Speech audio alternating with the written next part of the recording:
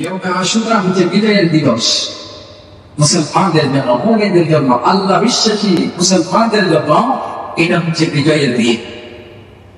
এখন মুসা আলাইহিস সালাম আল্লাহ এই নিয়ামতের শুকরিয়া আদায় করেছেন। তিনি আল্লাহ নিয়ামতের শুকরিয়া, আল্লাহ তাআলা তাকে বিজয় দান করেছেন। কিন্তু বিজয় দিবস পালন করেছেন কিসের মাধ্যমে? রোজার মাধ্যমে।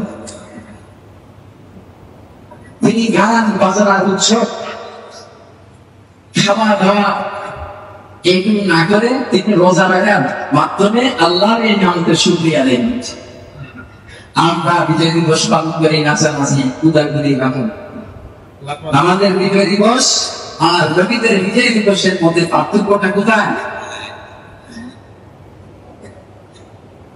এখন আমার আপনার মাঝে প্রশ্ন আসে, এটা কোন ধরনের কথা? এটা কোন ইসলাম যে আমরা হয়তো আনন্দ দিবস আনন্দ উৎসব করবো না? আর আনন্দ উৎসবের দিন আপনি রোজা রাখা মানে খানা পিনার সময় খারাপ করে দেওয়া, রোজা রাখার উৎসব করে দেওয়া আনন্দের বহিঃপ্রকাশ কিভাবে হলো? রোজার মধ্যে রাখলেও বাস সবকিছু ত্যাগ করা নিচ্ছে, এটা কোনো আনন্দ করে। এটার রহস্য কোন ভাইরাম কিতাবের মধ্যে বর্ণনা করেছেন, বিভিন্ন কিতাবের মধ্যে আমরা পড়ালেখা করেছি। সেখান থেকে যেটা আল্লাহ রাব্বুল আলামিন আমাদেরকে এই এলেক দান করেছেন, এই অভিজ্ঞতার আলোকে আমরা সেখান থেকে এই কথাই বুঝতে পারি। দেখবেন রোজা রাখা আল্লাহ রাব্বুল আলামিনকে এই কথা বলা যে আল্লাহ দুনিয়ার মানুষেরা এই সমস্ত ক্ষেত্রে তারা তো অনেক উৎসব করে খানা পিনা কিনা লাঞ্চ করতেন নানা রকমের। আল্লাহ তোমার এই সমস্ত তোমার নিয়ামতের শুকরিয়া আদায় করার জন্য আমরা সমস্ত খানা পিনা বর্জন করছি একমাত্র তোমার সন্তুষ্টির জন্য। বান্দা যখন এই কথা বলে তো আল্লাহ রাব্বুল আলামিন তো দুনিয়ার মধ্যেই আল্লাহ তাআলা তার জন্য তার জান্নাতের সমস্ত নিয়ামত খাবার রেডি করে রাখছে। আরে দুনিয়ার জমিনের খাবার ভালো নাকি আসমানি খাবার জান্নাতের খাবার ভালো? তো যারা রাখতেছে রোজা রাখতেছে তাদের খাবার তো আল্লাহ রাব্বুল আলামিন জান্নাতে রেডি করে রাখতেছে। মৃত্যু মানেই তো সেই খাবার এসে যাবে। মালাকুল মউত আসার সাথে সাথেই তো ফুলের মালা বিরিয়ানি নানান রকমের ফলমূলের পেট নিয়ে আসবে, সুসজ্জিত হয়ে আসবে। إن الذين قالوا ربنا الله ثم استقاموا تتنزل عليهم الملائكة ألا تخافوا ولا تحزنوا وأبشروا بالجنة ولكم فيها ما تشتهي أنفسكم। এই আমার বান্দা, তুমি তো বিজয়ের দিন না খেয়ে আসছিলে, তোমার সমস্ত খাবার সমস্ত চাহিদা আজকে এখানে তুমি পূর্ণ করতে পারতেছো না। তুমি বান্দার জন্য এর চেয়ে বড় আনন্দ কেন দেবা? সম্মানিত হাজিরিন, বুঝা গেল রোজা রাখার মাধ্যমে ইমানদারের কি আছে? আনন্দ আছে। সম্মানিত হাজিরিন, তো রাসূল কারীম সাল্লাল্লাহু আলাইহি ওয়াসাল্লাম এই কথা বলার পরে যখন ইহুদিরা বলল যে আমাদের নবী মুসা আল্লাহ তাআলা ওনাকে ফিরআউনের জুলুম থেকে মুক্তি দিয়েছেন, এজন্য নিয়ামতের শুকরিয়া হিসেবে তিনি আজকে এই দিনে রোজা পালন করেছেন, আমরাও তার অনুসরণ করে রোজা রাখতেছি। তখন আমাদের নবী মুহাম্মদ রাসূলুল্লাহ সাল্লাল্লাহু আলাইহি ওয়াসাল্লাম নাহনু আহাক্কু বিমূসা মিনকুম, আরে তোমরা তোমাদের নবী মুসার সাথে তোমাদের সম্পর্ক দাবি করতেছো, তোমাদের চেয়ে তোমাদের তুলনায় নবী মুসার সাথে আমার সম্পর্কটা আরো বেশি গভীর। নাহনু আহাক্কু বিমূসা মিনকুম, তোমরা তোমাদের মুসার যে সম্পর্কের কথা বলতেছো তার চেয়ে আমি বেশি হকদার, বেশি মুসার সাথে আমার বেশি সম্পর্ক। কাজে এরপরে রাসূল সাল্লাল্লাহু আলাইহি ওয়াসাল্লাম আল্লাহ রাসূল নিজেও আশুরার দিন রোজা রাখলেন এবং সাহাবীদেরকেও ওয়া'আমারা বিসিয়ামিহি, সাহাবীদেরকেও আশুরার দিন রোজা রাখার জন্য তিনি নির্দেশ দিয়েছেন।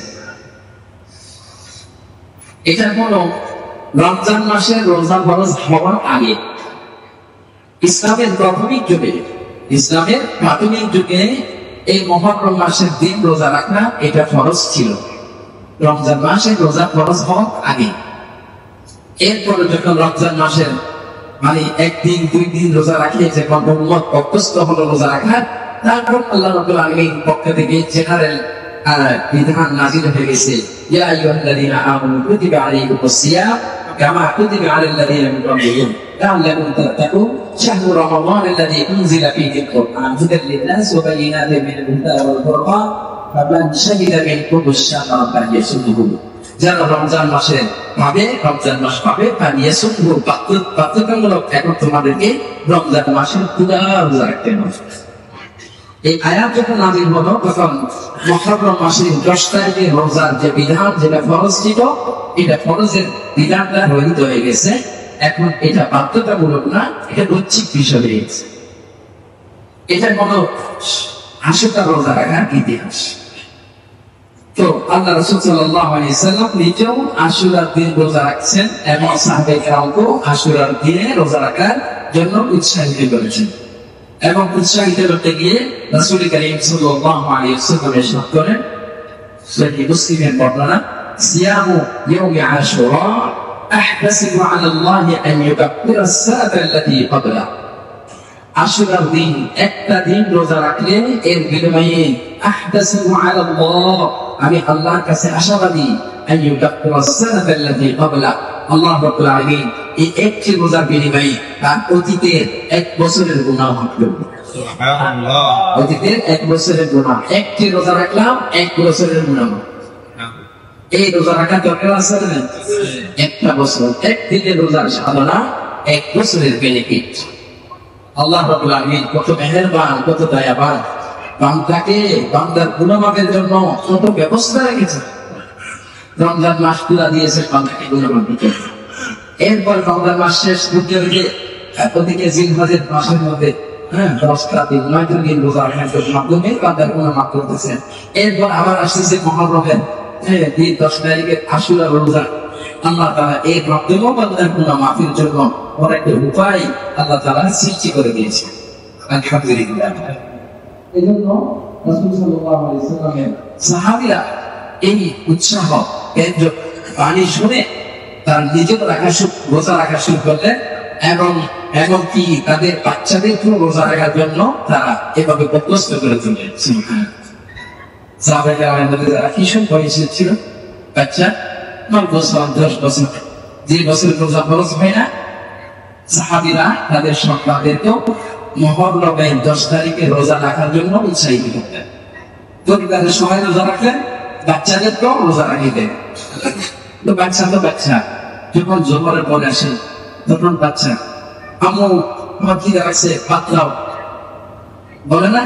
তখন ও বাচ্চাদেরকে খেলনা কিনে দিতেন, খেলনার মধ্যে তারা খিদার কথা ভুলে দেয়।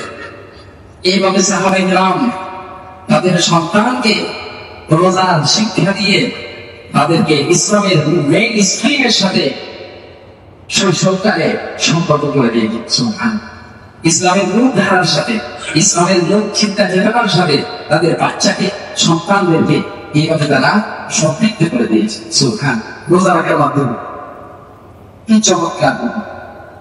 আর আমাদের বর্তমান অবস্থা হলো, আমাদের অনেক অভিভাবক তাদের সন্তানদেরকে 17-18 বছর বয়সের সন্তান 19-20 না একটা অজুহাত, আমার বাচ্চার এক্সাম আছে, এক্সাম না শরীর নষ্ট হয়ে যাবে, বোঝাতে পারবে না, কি বোঝা এত তাড়াতাড়ি, বাচ্চা এখন ছোট, বাচ্চা এখনো ছোট, 18 বছর এগিয়ে গেছে।